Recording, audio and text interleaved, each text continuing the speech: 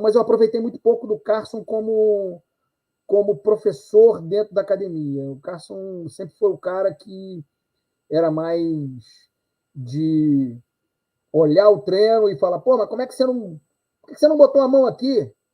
Ele ensinava te dando esporro porque você estava fazendo errado, algo que você nunca tinha ouvido falar, como é que era, entendeu? E ele tinha uma solução muito simples para aquilo ali, enfim.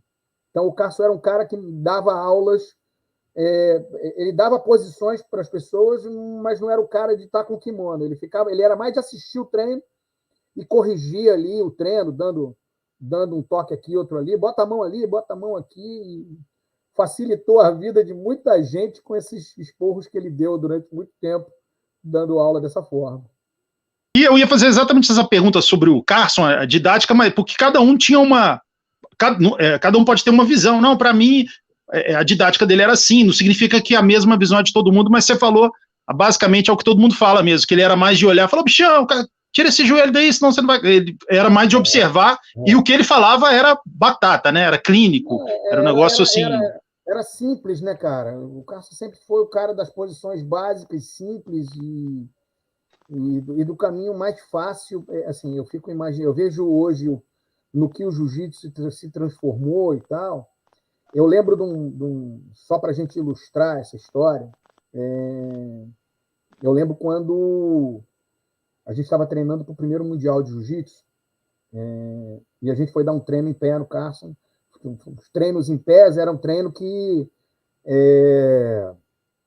o treino em pé é como se fosse a seletiva, ou o treino onde o Carson ia olhar o que as pessoas estavam fazendo.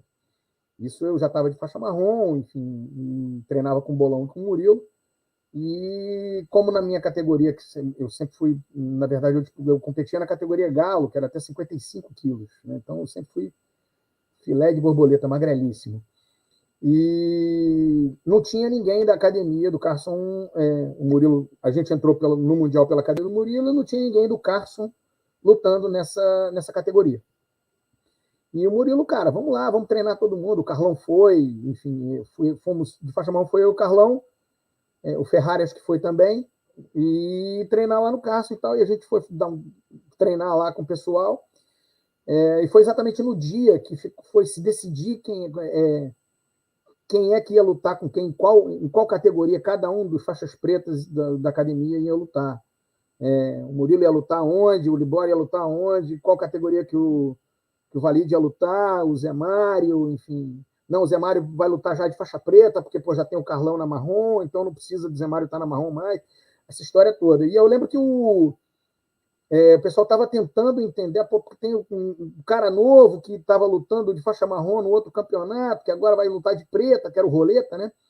Esse cara, pô, ele tem uma posição meio estranha, não sei o que e tal. E eu lembro que o Carson falou, não, peraí, o que foi? E o pessoal tentando, não sabia muito bem o que o Roleta fazia e tal. E o Carson colocou a mão na perna do cara que estava tentando imitar a posição e tal, e matou a posição de uma maneira que o cara não conseguia se mexer. Ele falou, não pode colocar o peso em cima da... O Carson falando, não pode colocar o peso em cima da perna dele. Se for colocar o peso em cima da perna dele, vai cair na posição dele. E foi exatamente o que aconteceu com quem lutou com ele no Mundial. Né? E aí é que está. Logo depois de lutar em 96, em fevereiro de 96 no Mundial, logo depois, foi julho ou agosto de 96, teve o Campeonato Pan-Americano nos Estados Unidos. E o Roleta lutou esse campeonato. E ele foi para a mesma posição que ele fez no Valide, ele foi tentar a mesma posição lutando com o Rigan Machado.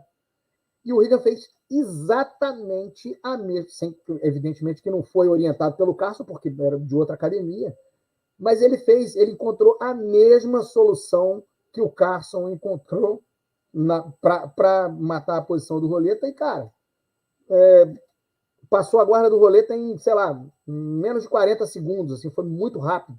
As pessoas não entenderam nada, assim, entendeu? Assim, o Carson era o cara das soluções simples, era o cara que, porra, não era o cara de ficar dando aula, mas era o cara que ia resolver o seu problema. Evidentemente que tu ia tomar um esporro, porque você estava fazendo errado, né, na cabeça dele. Pô, poderoso, hein, bichão? não viu que essa mão é aí, aqui, aquele jeito dele, né? Mas, enfim, sempre foi das melhores soluções, que são sempre as mais simples, né?